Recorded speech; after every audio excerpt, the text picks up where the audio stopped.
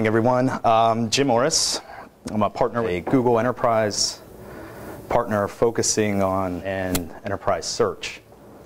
Adhere was really born out of this idea of, as Mr. Steele had talked about, creating products, mashups, Web 2.0 applications that can be up and running quickly and that were supportive that we visited our prospects. So the founders of Adhere all have to our customers' requirements that were starting to resemble what they were seeing in the commercial space. You know, the products they were using at home and so on. But working with traditional enterprise technology vendors, we were really trying to wedge that square peg into a round hole. And what that led to were really long integration cycles that at the end of the projects, what was left met the business objectives and some of the end user objectives, but the technology that was supporting those things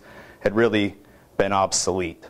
So based on our experience and just our understanding of the market that was out there, we knew as IT professionals that we had a process to implement things quickly, but we needed to pick a platform. And at the same time, Google was starting to open up their channel program to accept the fact that, yes, our products could use some professional services, which was quite a shift from how they were initially selling their tools, as far as it being very easy. You plug it in, you order it online, download, etc., and everything will be working as you would like.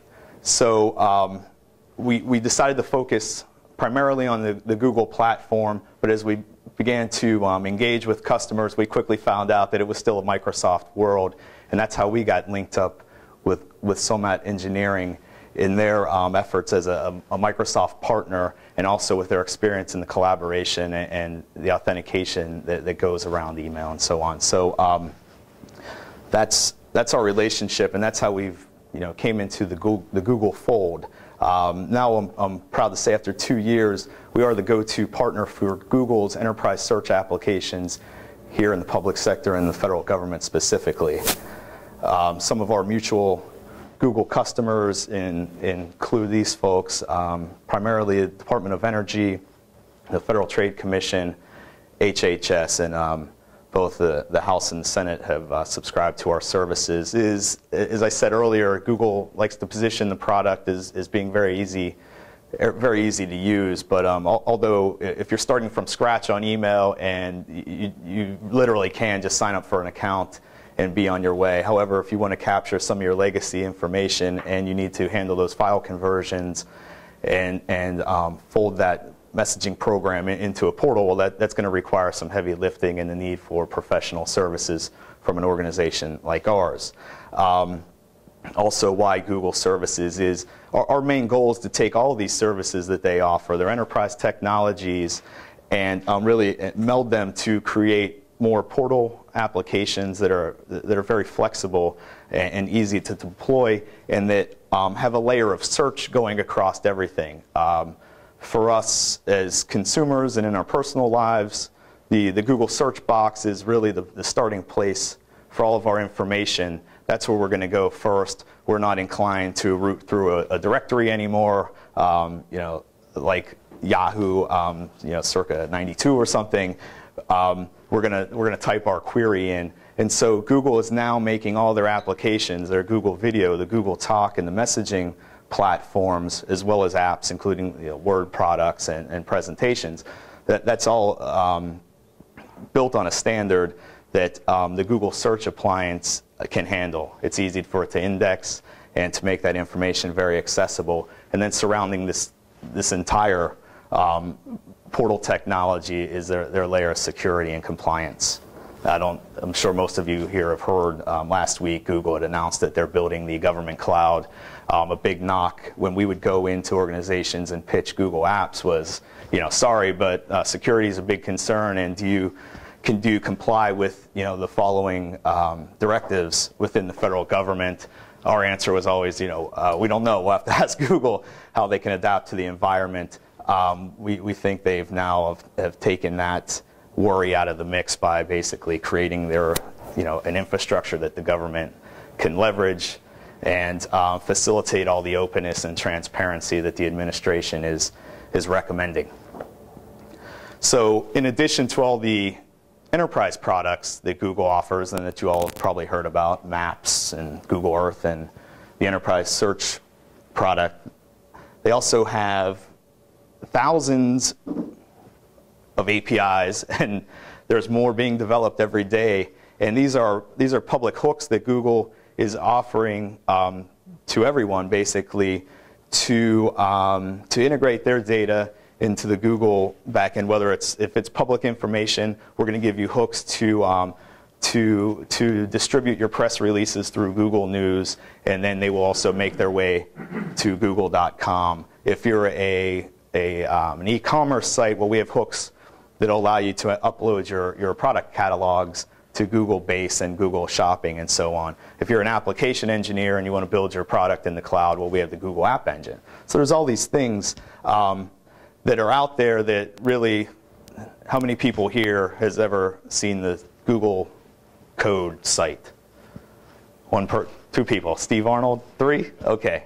And they're all in the search space. So it just goes to show you. So there is a real need for Google services, and all these things that they're offering are things that traditional enterprise search companies would be coding while they're working on your project, i.e. you would be funding that development. Google is out there putting these things out there as the user requests come in. And so we're very, very happy about that.